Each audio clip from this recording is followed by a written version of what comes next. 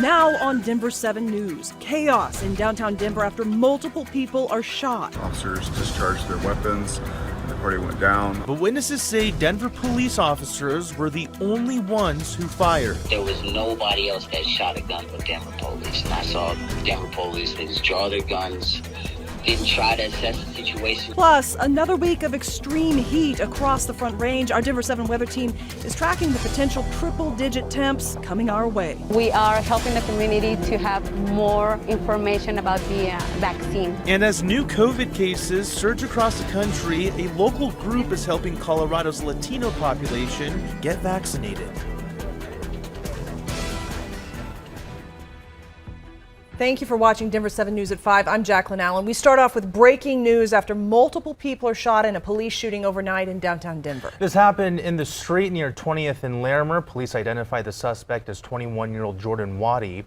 Police say he pointed a gun at 3 DPD officers but did not fire. In response, the officers shot Waddy. He's expected to survive. We are just getting that information in just the last few minutes. And police are also revealing just in the last few minutes that 5 other people were also hurt in this incident, 3 men and 2 women. Police say they are working to determine if those people were injured by police. We still have a lot of questions, but Denver 7's Christian Lopez spoke to a witness who claims these officers were the only people shooting. It was definitely a little traumatic though, just to see all that go down and to see police just randomly shoot into a crowd of people was just insane, It was crazy to see it happen. New video we got from a witness shows the chaos around 1 a.m. Sunday morning at 20th and Larimer in downtown Denver. He says police showed up after a group of people were arguing in the street, and then he heard gunshots. Police say they were confronting an armed party who was posing a significant threat. Officers discharged their weapons and the party went down. Officers immediately began to render aid.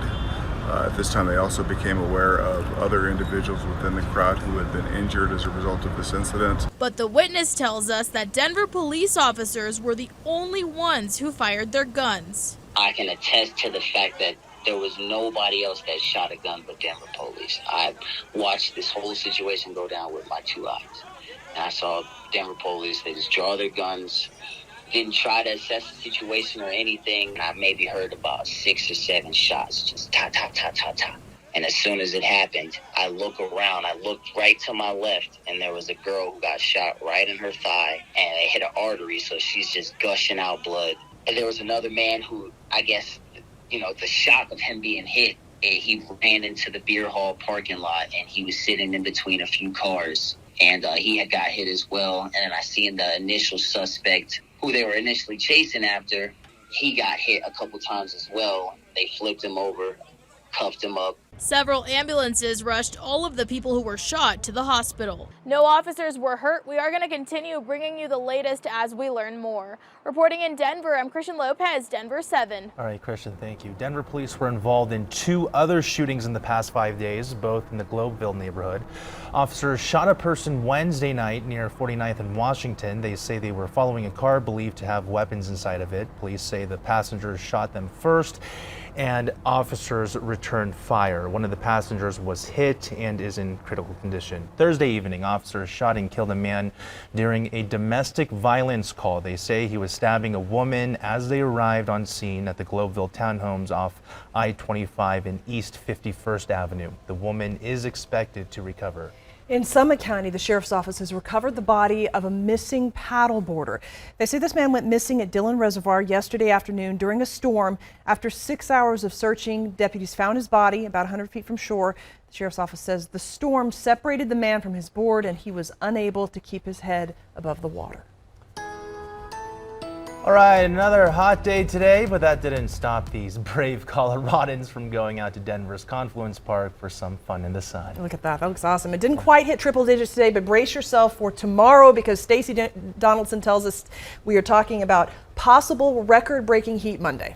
That's right. We also have a heat advisory in effect for the Front Range and the Eastern Plains tomorrow, so we're going to keep an eye on that. We have one heat advisory for Grand Junction in effect until 8 o'clock tonight, where we've already seen triple-digit heat for this afternoon. We also have a few scattered showers here into southwestern Colorado, but really not much happening rain-wise here across the state. It's the heat that we'll be focusing on here from Denver across the Eastern Plains, that heat advisory for temperatures at or above 100 degrees going into tomorrow. So today we hit 97 degrees here, 100 in Greeley, and 90s for the Eastern Plains, also 80s and 90s for the higher elevations. Tonight in Denver, we'll have temperatures staying warm all the way through 8 o'clock tonight. We'll drop into the 80s by the time we get to 9 o'clock with partly cloudy conditions, but we are going to be talking more about that heat advisory and how long this extreme heat will stick around coming up.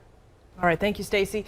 The U.S. is seeing a rise in coronavirus cases right now, fueled by the new BA.5 variant.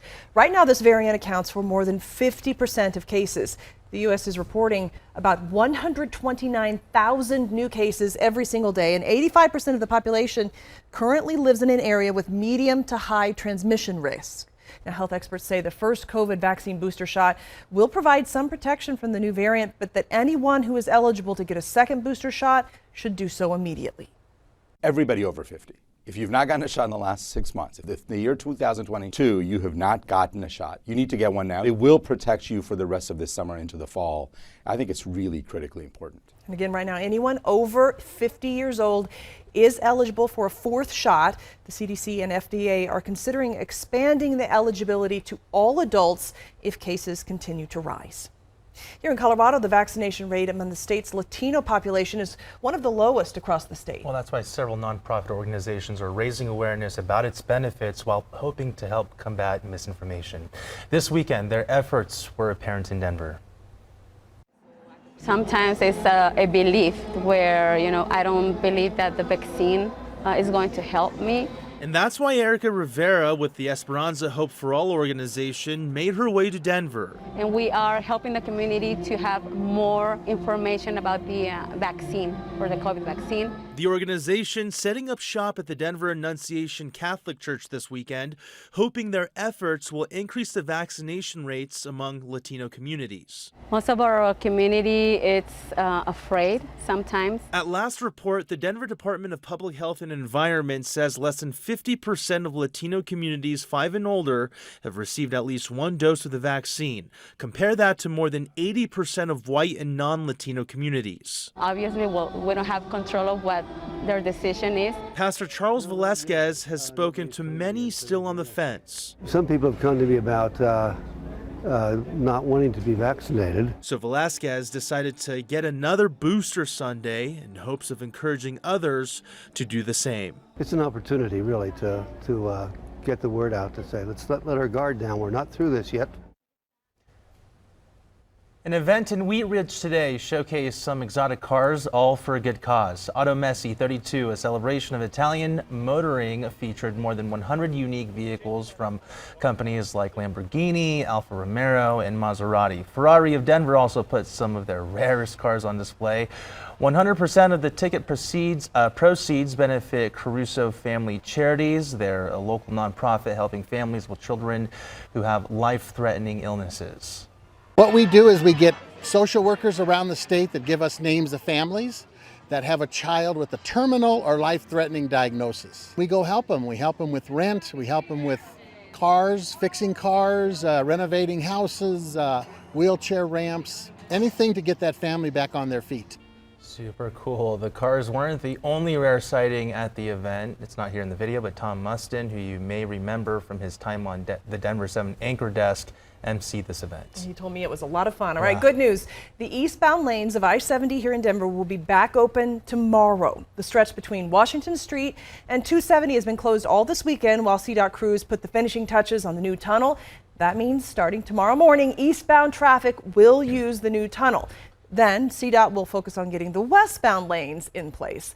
Now, Now, the final piece of the puzzle is the park above those Central 70 tunnels.